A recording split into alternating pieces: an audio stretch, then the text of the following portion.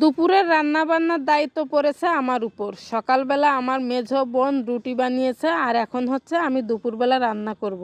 দুপুরে আজকে আমাদের থাকছে বিশেষ আয়োজন। আজকে হচ্ছে একটা বিশেষ দিন আমাদের বাড়িতে, আর সেই বিশেষ দিন উপলক্ষে বিশেষ আয়োজন। হ্যালো এভরিওয়ান, শুরু করছি একটা নতুন ভিডিও। আশা করি ভিডিওটি সবার অনেক বেশি ভালো লাগবে। আর যদি ভালো লাগে তাহলে অবশ্যই একটা লাইক, কমেন্ট, শেয়ার দিয়ে পাশে থাকবেন। পুরো ভিডিওটা জুড়ে আছি আমি লিপি। বিশেষ দিনটা আমরা নিজেরা ঘরে বসে আয়োজন করছি, আর নিজেরাই এই বিশেষ দিনে থাকব। আমাদের ঘরে আমরা এই বিশেষ দিনগুলো ছোট ছোট কিছু আয়োজন করে অনেক আনন্দ ঘন করে তুলি। এতে আবার অনেকে বিরক্ত হয়, কিন্তু বিরক্ত হলে আমাদের কিচ্ছু করার নেই।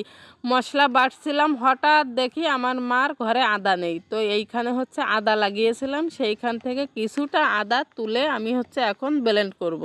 এসে দেখি আমার মা আমার আগেই এখানে পৌঁছে গেছে। সে হচ্ছে আদা তুলছে, তারপরে হচ্ছে এইখান থেকে আদা নিয়ে বেটে আমি রান্না শুরু করে দেব। ওদিকে যেহেতু সকালে রুটি খেয়েছি, আমার ছেলে ভাত খাওয়ার জন্য পুরো পাগল হয়ে গেছে।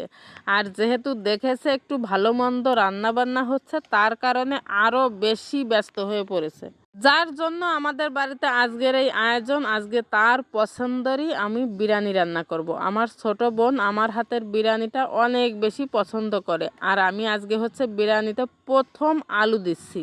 এর আগে আমি কখনো আলু দিয়ে রান্না করিনি। আমার ছেলে হচ্ছে রিকোয়েস্ট করেছে যে আলু দিতে হবে, তার কারণে আমি কয়েক পিস আলুও দিয়ে দিয়েছি। সবচেয়ে ঝামেলা মুক্ত এবং তাড়াতাড়ি রান্না আমার কাছে মনে হয় যে বিরিয়ানিটা। একটু মশলাপাতি গোছগাছ করা হয়ে গেলেই রান্না হয়ে গেছে বলা যায়। আর আমি মাটির চুলায়, দুইটা চুলা আছে, আমি ওইখানে রান্না করছি। এত তাড়াতাড়ি হয়ে যাবে তা আপনারা বুঝতেও পারবেন না। আমি প্রায়ই বিরিয়ানি রান্না করলে এভাবে মাটির চুলায় রান্না করি, খেতেও বেশি মজা হয়।